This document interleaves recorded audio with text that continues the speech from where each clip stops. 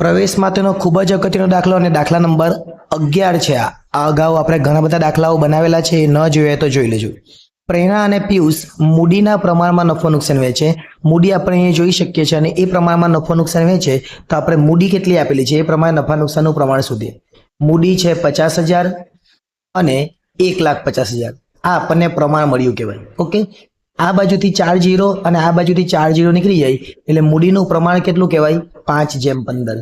5/15 ને હજુ શોર્ટ કરવું હોય તો 5 એકુ 5 અને 5 તાળી 15. બંને બાજુથી 5 5 ના પ્રકાર નાખીએ તો પ્રમાણ કેટલું આવે? 1/3. એટલે મૂડીનું પ્રમાણ કહેવાય 1/3. આગળ વાંચીએ. આગળ જે કીધું છે એ પ્રમાણે આગળ ચાલીએ આપણે. કોઈની મૂડી પેટે 62,500 અને તેના ભાગની પાઘડી પેટે 24,000 રોકડા લાવે. પાઘડીની રકમમાંથી 60% રકમ જૂના ભાગીદારો તરત જ ઉપાડી જશે. આ દાખલો આપણે આગળ કરેલો એવો જ દાખલો છે. અહીંયા નફાનો ભાગ આપેલો છે કેટલો? 1/5. અહીંયા આપણે એક વસ્તુ જોઈ શકીએ કે આપણને જૂનું પ્રમાણ આપેલું છે પરંતુ નવું પ્રમાણ આપેલું નથી. તો એક વસ્તુ યાદ રાખવાનું, જ્યારે નવું પ્રમાણ નહીં આપેલું હોય ત્યારે જૂનું પ્રમાણ બરાબર ત્યાગનું પ્રમાણ. શું? જૂનું એ જ ત્યાગ. ક્યારે? જ્યારે નવું પ્રમાણ ન આપેલું હોય ત્યારે જૂનું એ જ ત્યાગ. અહીંયા નવું પ્રમાણ આપણને આપેલું નથી એટલે આ જૂનું છે એ જ ત્યાગ કહેવાય. એટલે જૂનું કયું? 1/3. તો ત્યાગ કયો? 1/3. સૌ પ્રથમ આપણે મૂડી લખી દઈએ 50 ને 1/50. મૂડીને લખીશું બાકી આગળ લાવ્યા 50,000 અને 1,50,000. ત્યાર પછી જે નવો ભાગીદાર છે, નવો ભાગીદાર કોણ છે? પોઈની. એ 62,500 લાવે છે. તો લખીશું અહીંયા રોકડ ખાતે 62,500 એના ખાનામાં લખી દેવાના. ઓકે, પછી બંનેની અસર આપીશું. પાઘડી પેટે કેટલા લાવે? 24,000. હવે આ 24,000 ને વેચવાના. 24,000 પાઘડી તરીકે લાવે છે. આ 24,000 છે પાઘડી તરીકે લાવે. આપણે જૂનું પ્રમાણ કયું જોયું? 1/3. તો ત્યાગ બી કયું? 1/3 જ હતું. તો આ 24,000 ને વેચી દે એટલે 1 ને 3 એટલે 4 એટલે 6,000 આવે. આ 6,000 ને વેચવાના આપણે. 6,000 ને 1 એટલે 6,000 અને 6,000 ગુણ્યા 3 એટલે 18,000. એટલે 24,000 ને વેચી દે 6,000 અને 18,000 પાઘડીના પ્રીમિયમ ખાતે. એ લખીશું પાઘડીના પ્રીમિયમ ખાતે કેટલા લખવાના? 6 અને 18 એટલે 24,000 વેચાઈ ગયા. અહીં પાઘડીનું પ્રીમિયમ પૂરું થયું. આગળ વાંચીએ. હવાલો હજુ શું છે? 60% રકમ તરત જ ઉપાડી જશે એવું કીધું છે. 60% રકમ તરત ઉપાડી જાય એટલે એ લખવાનું રોકડ ખાતે કાઉન્સમાં પાઘડી અને 60% કરવાના. કોના 60%? તો 6,000 ના 60% કરીએ એટલે 6 × 3600. તમે કરજો બરાબર. 18,000 ના 60% કરીએ એટલે 18 × 108 એટલે 10,800. એકવાર વ્યવસ્થિત કરજો. આ 6,000 ના 60% અને આ 18,000 ના 60%. પહેલા આ બેની અસર આપી દે અને પછી આની અસર આપીએ. કયા ખાતામાં આવે? તો રોકડ ખાતામાં. રોકડ ખાતાની ઉધાર બાજુ લખવાનું બાકી આગળ લાવ્યા. આપણને રોકડ અથવા બેંક આપેલી હશે. અહીંયા રોકડ આપેલી છે. જો રોકડ આપણને કેટલી આપેલી છે ચેક કરી લેવાની. તો રોકડ આપણને આપેલી છે અહીંયા તમે જોઈ શકો 8,250. ઓકે, એ બાકી આગળ લાવ્યા તરીકે લખવાનું. ચલો, બાકી આગળ લાવ્યામાં રોકડ લખવાની 8,250 અહીંયા. ઓકે, એની નીચે આ જે મૂડી લખેલી, મૂડીમાં રોકડ લખેલું અને પોઈની છે તો પોઈનીના મૂડી ખાતે લખવાનું. આ તો બધા જ દાખલામાં આવવાનું છે. પોઈનીના મૂડી ખાતે જે રોકડ તરીકે લખેલા એ 62,500 એ પાઘડી તરીકે લાવેલી આપણે વેચી દીધું પણ એ લખવું તો પડે એટલે લખવાનું પાઘડીના પ્રીમિયમ ખાતે.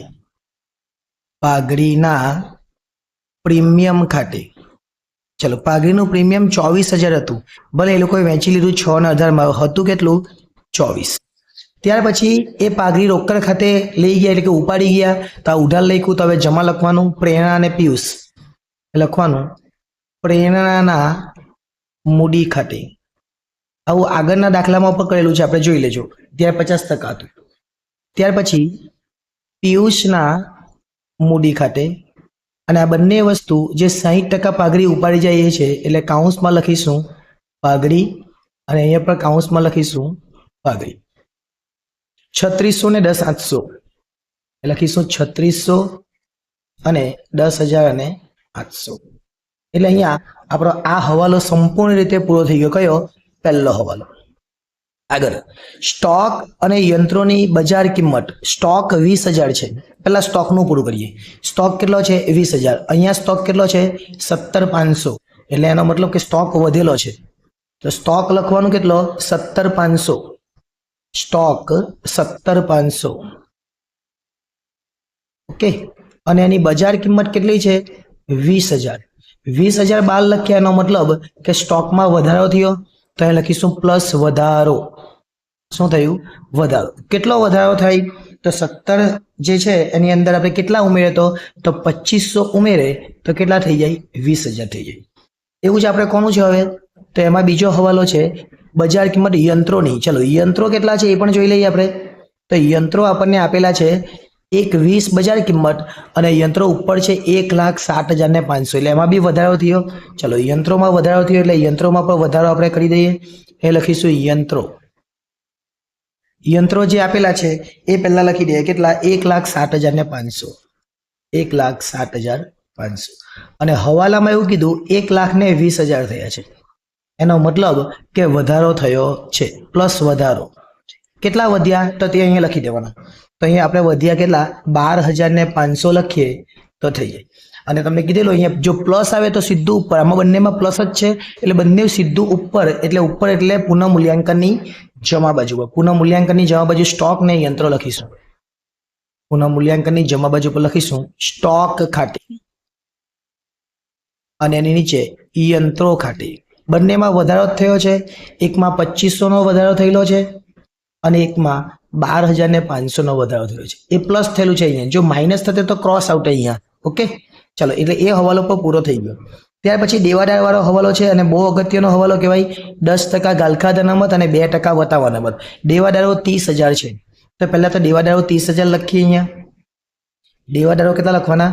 30,000. ચલો અહીંયા લખી દે દેવાદારો 30,000. હવાલામાં એવું કીધું છે કે ગાલખાદ અનામત કેટલા? 10%. તો અહીંયા લખવાનું ગાલખાદ અનામત લખી દઈએ અહીંયા. જે આપણને 10% આપેલી છે. 10% એટલે કેટલા? 3,000. એટલે 27,000 આવે. ત્યાર પછી એમાં વટાવ અનામત બી છે એટલે માઇનસ વટાવ અનામત. અને વટાવ અનામત કેટલી લખીશું આપણે? તો વટાવ અનામતમાં આપણને 2% કીધું છે એટલે આના 2% કરીએ એટલે 27 દુ 54 એટલે 540. આ બાદ કરીને બાર લખી દેવાના. 27,000 માંથી 540 જાય તો 26,460 આવે. અને આ જે બંને છે એ હવાલા છે અને બે અસર આવવાની. ઉપર ગાલખાદ અનામત આપેલી છે કે નહીં જોવાની. ઉપર વટાવ અનામત આપેલું છે કે નહીં જોવાનું. તો અહીંયા આપણને ઉપર એટલે ક્યાં? ઉપર એટલે જૂના પાકા સમયમાં. અહીંયા આપણને ગાલખાદ કે વટાવ અનામત બંને કોઈ જગ્યાએ દેખાતું નથી. આ બાજુ ઉપર બી નથી ને આ બાજુ બી નથી. એનો મતલબ જે કંઈ બી છે તે બધું વધેલું જ કહેવાય. કે ઉપર નહીં હતું અને નવું આવ્યું એટલે વધ્યું. વધે તો ઉધાર. એવું તમને કીધેલું જ છે. એટલે અહીં લખવાનું ગાલખાદ અનામત ખાતે. ગાલખાદ અનામત ખાતે. પછી વટાવ અનામત ખાતે. બંને વસ્તુ આવી ને. વટાવ અનામત ખાતે. ગાલખાદ અનામત આપણે 30,000 ના 10% એટલે 3,000 અને 27,000 ના 2% એટલે 540 વટાવ અનામત હતી. એટલે એ હવાલો પણ અહીંયા પૂરો થઈ ગયો. લેણદારોને 30,000 ચૂકવવાના. શું કીધું છે? લેણદારોને 30,000 ચૂકવવાના. લેણદારો હતા કેટલાના? લેણદારો 40 ના હતા એને 30 ચૂકવવાના. એનો મતલબ કે 10,000 નો ઘટાડો કહેવાય. શું કહેવાય? ઘટાડો. અહીં લખીશું લેણદારો હતા કેટલા? 40. અને આપણને હવે શું કીધું કે 30 જ ચૂકવવાના છે. બાર 30 લખીએ તો શું થવાનું? તો ઘટાડો થવાનો. એટલે માઇનસ ઘટાડો. જો બાર 50 લખીએ તો વધારો થાય. 10,000 નો ઘટાડો થાય તો 30,000 બહાર. અને માઇનસ થાય તો સીધું ક્રોસ. ક્રોસ એટલે પુનઃ મૂલ્યાંકન ખાતાની જમા બાજુ પર. પુનઃ મૂલ્યાંકનની જમા બાજુ પર લખવાનું લેણદારો ખાતે. લેણદારો ખાતે. કેટલા લખવાના? તો 10,000 લખવાના. એટલે આ હવાલો પણ અહીંયા પૂરો થઈ ગયો. મકાનની કિંમતમાં 15%. મકાન કેટલું છે? તો મકાનની કિંમતમાં 15% આપણને કીધું છે. મકાન જોઈ લે. મકાનની કિંમતમાં 15% અને મકાન છે 90,000. તો 90,000 ના 15% વધારવાના. 90,000 માં વધારો કેટલો કરવાનો? 15%. એટલે લખવાનું મકાન. મકાન છે 90,000 પ્લસ વધારો કેટલા ટકા? તો 15%. ચલો 90,000 15% કરીએ, 90,000 15% કરીએ એટલે 13,500 આવે. અહીંયા લખી દેવાના. આ 13,500 આમાં પ્લસ કરીએ એટલે કેટલા આવે? 1,03,500. અને આગળ કીધું એ પ્રમાણે જો પ્લસ થાય તો સીધું ઉપર, માઇનસ થાય તો ક્રોસ. એટલે આ પ્લસ થયું સીધું ઉપર એટલે પુનઃ મૂલ્યાંકનની જમા બાજુ પર લખવાનું મકાન ખાતે કેટલા? તો 13,500 રૂપિયાનો વધારો થયો તે લખી દેવાનું. ચલો ત્યાર પછીનો હવાલો જોઈએ આપણે. ત્યાર પછીના હવાલામાં કીધું ફર્નિચરની કિંમતમાં 20% વધારો. ફર્નિચર 17,500 છે, એમાં 20%નો વધારો કરીએ તો લખીએ પહેલા ફર્નિચર 17,500 એ લખી દેવાનું. ફર્નિચર આપણને આપેલું છે 17,500. હવે છે ને એક લીટી તમારે છોડી દેવાની, જેથી કરીને આ 17,500 આની નીચે નહીં દેખાય, થોડું એક છોડી દેવાનું. પ્લસ વધારો 20%. 17,500 ના 20% કરવાના એટલે ફર્નિચરમાં વધારો થાય 3500. કેટલો થાય? 3500. આ 3500 આમાં પ્લસ કરી દેવાના એટલે કેટલા થશે? 17 3 20 ને આ 500 500 એટલે 21. અને વધારો થયો એટલે સીધું ઉપર એટલે પુનઃ મૂલ્યાંકનની જમા બાજુ પર લખવાનું ફર્નિચર ખાતે. કેટલા લખવાના? તો જેટલો વધારો થયો એ જ લખવાના. જેટલા હવાલા એટલી જ પુનઃ મૂલ્યાંકનમાં એન્ટ્રી આવે. 460 એ કીધેલું છે 460 મજૂરી ચૂકવવાની બાકી. ઉપર મજૂરી એવું કંઈ આપેલું નથી, ચૂકવવાની બાકી એટલે મૂડી દેવામાં આવે. મૂડી દેવા બાજુ પર લખવાનું ચૂકવવાની બાકી મજૂરી. શું લખવાનું? ચૂકવવાની બાકી મજૂરી. અને 460 કીધું છે. માઇનસ થઈ તો ક્રોસ આવે, અહીંયા તો લખ્યું જ છે માઇનસ કરીને સીધું ઉપર એટલે પુનઃ મૂલ્યાંકનની જ ઉધાર બાજુ પર. નહીં સમજ પડે તો આ જમા બાજુ કહેવાય, તો બીજી અસર ઉધાર આવે એટલે પુનઃ મૂલ્યાંકનની ઉધાર બાજુ પર લખવાનું ચૂકવવાની બાકી મજૂરી 460. ઓકે, આપણું અહીંયા કામ પૂરું થઈ ગયું. હવે શું કરવાનું છે? જેટલી એન્ટ્રી બાકી છે એ બેઠી ઉતારી દેવાની. પહેલા મૂડી, તો મૂડી આવી ગઈ. અનામત ભંડોળ આપણે 30,000 રૂપિયા છે એ વેચી દેવાના. ક્યાં વેચવાના? મૂડી ખાતાની જમા બાજુ પર. મૂડી ખાતાની જમા બાજુ પર લખવાનું અનામત ભંડોળ. જેટલી બી અનામત આવે એ બધી વહેંચી દેવી પડે. અને જૂનું પ્રમાણ આપણને આપેલું છે 1:3. કેટલું છે? 1:3. તો 1:3 ના પ્રમાણે વેચીએ 30,000 ને. 30,000 ને કયા પ્રમાણે વેચવાના? 1:3 એટલે ગુણ્યા 1/4 એટલે 7,500. અને 30,000 ગુણ્યા 3/4 એટલે 22,500. એટલે આ કામ બી આપણું અહીંયા પૂરું થઈ ગયું. આગળ ચાલ્યું. અનામત ભંડોળ વેચી દીધું. ત્યાર પછી લેણદારો આવી ગયા અને ચૂકવવાના બાકી ખર્ચા બાકી. ચૂકવવાના બાકી ખર્ચા જે છે એ 1,500 છે એ બાકી છે. આ થઈ ગયું, આ પર થઈ ગયું. 1,500 ચૂકવવાના બાકી એટલે મૂડી દેવામાં આવવાનું, એક જ અસર આવવાની કારણ કે હવાલામાં નથી, બરાબર? એટલે એ લખો ચૂકવવાના બાકી ખર્ચા. ચૂકવવાના બાકી ખર્ચા અને એ આપણને આપેલા છે 1,500 એટલે અહીંયા આપણે લખી દઈએ 1,500. એટલે એક બાજુ આપણી ક્લિયર થઈ ગઈ. બીજી બાજુ પર આપણે જઈએ. બીજી બાજુમાં આપણને એવું કીધું છે કે મકાન તો આવી ગયું, ફર્નિચર આવી ગયું, યંત્રો આવી ગયું, સ્ટોક આવી ગયું, દેવાદાર આવી ગયું, રોકડ બેંક બી આવી ગયું. હવે એક જ બાકી મળવાની બાકી આવક. મિલકત લેણા તો મિલકત લેણામાં જ લખી દેવાની. મિલકત લેણામાં લખી દેવાની મળવાની બાકી આવક. અહીંયા મળવાની બાકી આવક. હવાલો હોય તો આપણે લખવાનો, તો હવાલો નથી. અને મળવાની બાકી આવક જેટલી આપેલી છે 750 એ બધી જ અહીંયા લખી દેવાની 750. આપણું કામ અહીંયા પૂરું થઈ ગયું. હવે આપણે ખાતાઓને બંધ કરવાના. કેવી રીતના બંધ કરવાના એ જોજો. બહુ ઇઝી દાખલો હતો અને આવો દાખલો ઘણીવાર બોર્ડની પરીક્ષામાં પણ પૂછાયો છે. આ સેમ નામ પર આ જ આવે અને કેટલીક વાર ફક્ત નામ બદલી કરે દાખલો આ જ આવે, એવું બી બને. ઓકે, ચલો સરવાળો કરીએ. જમા બાજુ વધારે દેખાય છે 12, 500, 2500, 10,000, 13,500 ને 3500. આ બધાનો સરવાળો કરીએ એટલે કેટલા થાય? તો 42,000 થાય. આ 42 ઉધાર બાજુ લખી દેવાના.